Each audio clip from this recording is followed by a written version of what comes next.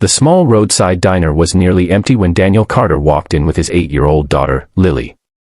Rain tapped softly against the windows while the warm smell of fried chicken and fresh bread filled the air.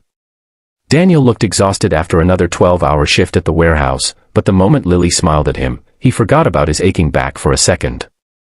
He brushed rainwater from his jacket and helped her into a seat beside the window. "You did great on your school test today," he said proudly, sliding the menu toward her. Lily's eyes sparkled. "Can I get fries too?" she asked carefully, already knowing money was tight. Daniel smiled anyway. "Tonight, you can have anything you want." It wasn't fully true. He only had enough cash left for one decent meal before payday, but after losing his wife 3 years earlier, he had promised himself Lily would never feel unloved. The waitress brought their food a few minutes later, crispy chicken, fries, and 2 lemon sodas. Lily's face lit up like Christmas morning. Daniel leaned back for the first time that day, happy just watching his daughter eat. But then he noticed someone near the exit. A woman stood quietly beside the door holding the hand of a little girl no older than 5.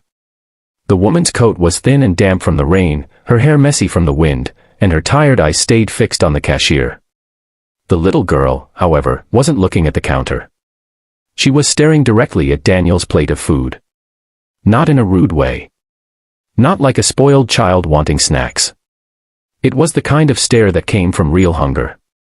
Daniel knew that look because he had once seen Lily make the same expression after they'd gone 2 days eating almost nothing. The woman gently pulled her daughter's hand and whispered something, clearly trying to leave unnoticed. She looked embarrassed, almost ashamed. The little girl obeyed, but before turning away, she glanced one last time at the fries on Daniel's table. That single look hit him harder than he expected. He watched them reach for the door, and without thinking, he stood up. "Excuse me," he called out softly. The woman froze immediately, her shoulders tightening as if she expected trouble. Daniel quickly raised a hand. "I'm sorry. I didn't mean to scare you." The woman turned slowly. Up close, she looked exhausted, maybe in her early 30s, but life had clearly been cruel to her lately. "Can I help you?" she asked quietly. Daniel looked toward the little girl. "Would your daughter like something to eat?" The woman's face instantly turned red with embarrassment. "No, thank you," she answered quickly. "We're fine." But the little girl lowered her head at the exact moment her stomach growled loudly enough for all of them to hear. Silence filled the diner. Daniel's heart sank. Lily looked from the child to her father, then softly pushed her own plate forward. "She can have some of mine," she whispered. The woman looked like she might cry right there. "That's very kind," she said shakily, "but we can't accept charity." Daniel understood pride. He truly did.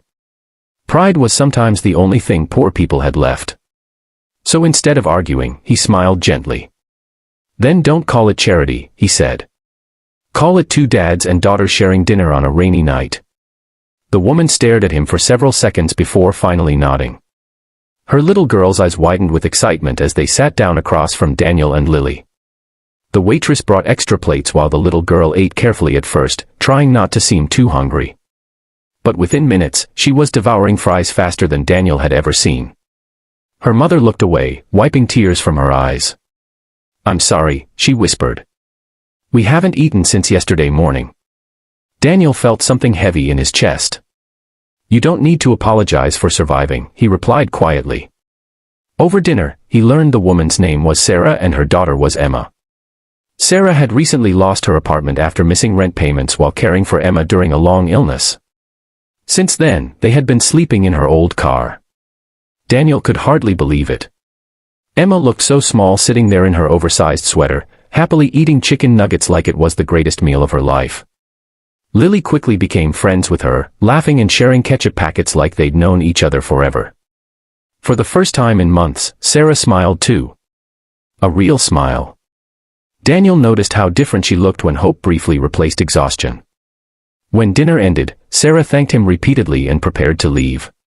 But outside, the rain had become a storm. Daniel glanced through the window and saw Sarah guiding Emma toward an old broken-down car parked across the street. Something didn't feel right. He looked at Lily, who was already watching him carefully. "Dad," she whispered, "they can't sleep in that car tonight." Daniel closed his eyes for a second. He barely had enough money for himself and Lily. His apartment was tiny. Life was already hard. But then he remembered all the strangers who had once helped him after his wife died, people who expected nothing in return. Maybe this was his turn now. He grabbed his jacket and hurried outside into the rain. "Sarah," he called. She turned nervously.